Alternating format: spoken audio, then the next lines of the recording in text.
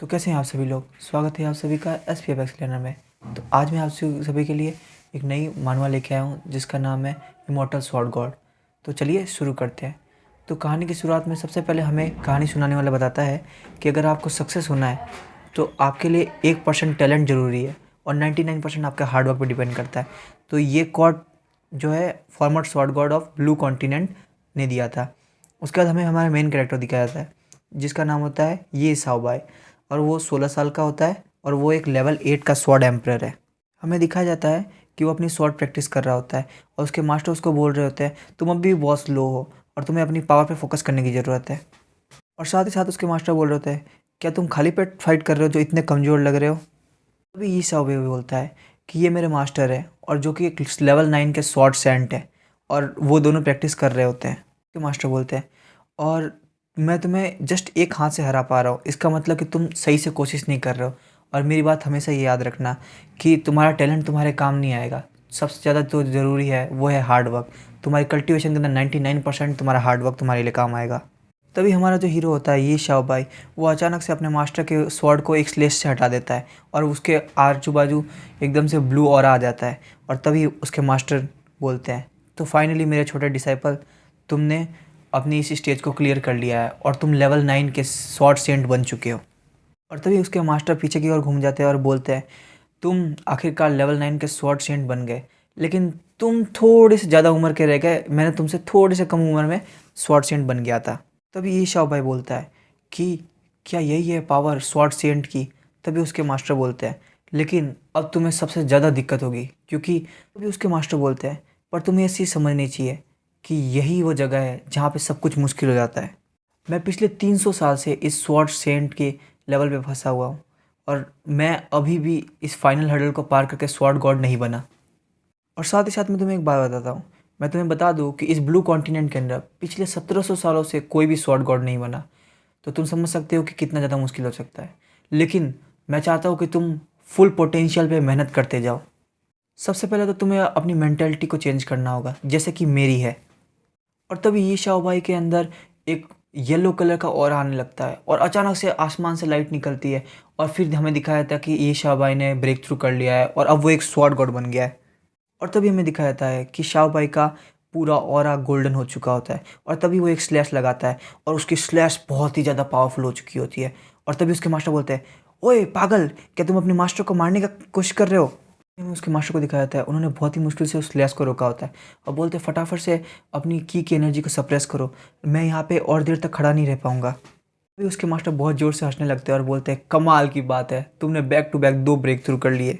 जैसा कि मैंने अपने एक डिसाइपल से एक्सपेक्ट किया था, तुम आखिर मेरे डिसाइपल हो तो तुम्हें तो ऐसा होना ही था क्योंकि मैंने जो इतना टाइम वेस्ट किया है वो मैंने तुम्हारा नहीं होने दिया और मेरी गाइडेंस की वजह से तुम आज स्वॉर्ड गॉड बन चुके हो। तभी ये शौबे बोलता है कि मास्टर आखिर मेरे साथ क्या हुआ है, क्या आपने नहीं बोला था कि आप पिछले 300 साल से इस जगह पे फंसे हुए हैं, तो आखिरकार मैं क्यों एक स्वॉर्ड गॉड बन गया। कि मास्टर चिल्लाते हुए बोलते हैं चुपचाप रह जाओ, क्या तुम बोलना चाहते हो कि मैं एक गधा हूँ जो कि 300 साल से एक जगह पे फंसा हुआ हूँ। ये शाह भाई बोलता है अरे नहीं नहीं मास्टर, मेरा कहने का ऐसा मतलब नहीं था, प्लीज़ प्लीज़ प्लीज़ मास्टर मुझे माफ़ कर दो।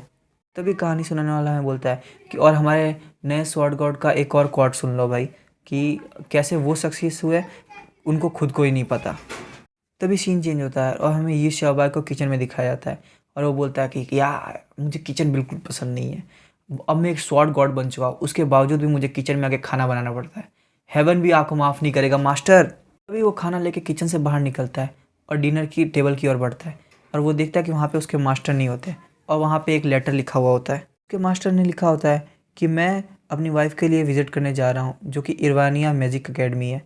अब तुम एक स्वॉर्ड गॉड हो तो तुम अपना खुद का ध्यान खुद रख सकते हो और कुछ भी इधर उधर का काम करने का ट्राई मत करना, कुछ भी अनशंड काम मत करना।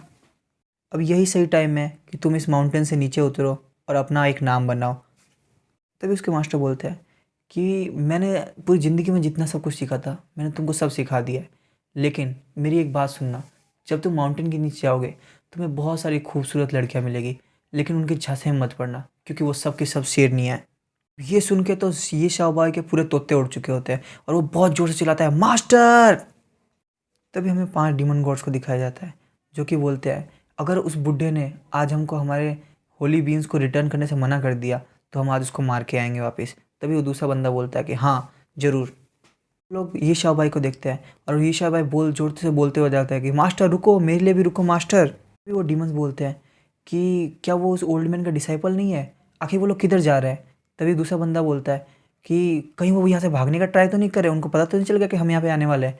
और तभी वो लोग बोलते हैं कि नहीं, हम उनको उसके सपनों में ही भागने देंगे, और उसके बाद उनके पीछे लग जाते हैं वो। तभी ये शाह भाई मास्टर मास्टर कहते हुए वहाँ पे माउंटेन्स के एक माउंटेन से दूसरी माउंटेन की ओर जा रहा होता है, और तभी उसको सुनाई देता है कि कोई उसको हेल्प के लिए बुला रहा होता है।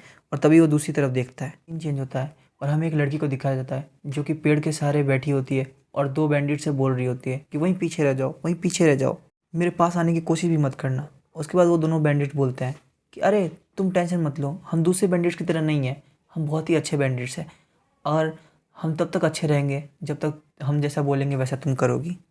तभी वो लड़की बोलती है मैं मिचल ट्रेडिंग कंपनी के प्रेसिडेंट की ग्रैंड डॉटर हूँ, जो कि इस कॉन्टिनेंट की सबसे लार्जेस्ट ट्रेडिंग कंपनी है। तुमने मेरे ऊपर हाथ डाला तो तुम्हें इसके बहुत बुरे भुगतान करना पड़ेगा। उनमें से एक बंदा बोलता है तुम अभी भी मजाक कर रही हो, तुम्हारी पूरी कंपनी को हमारे बैंडिट द्वारा घेर लिया गया है और बैंडिट्स ने उसके ऊपर कब्जा कर लिया है। तभी वो दूसरा वाला बोलता है अरे मुझे तो कोई फ़र्क भी नहीं पड़ता, चाहे तुम्हारा बाप किसी भी ट्रेडिंग कंपनी का प्रेसिडेंट हो, एक बार हम तुम्हारे साथ सो ले उसके बाद इससे कोई फ़र्क नहीं पड़ता।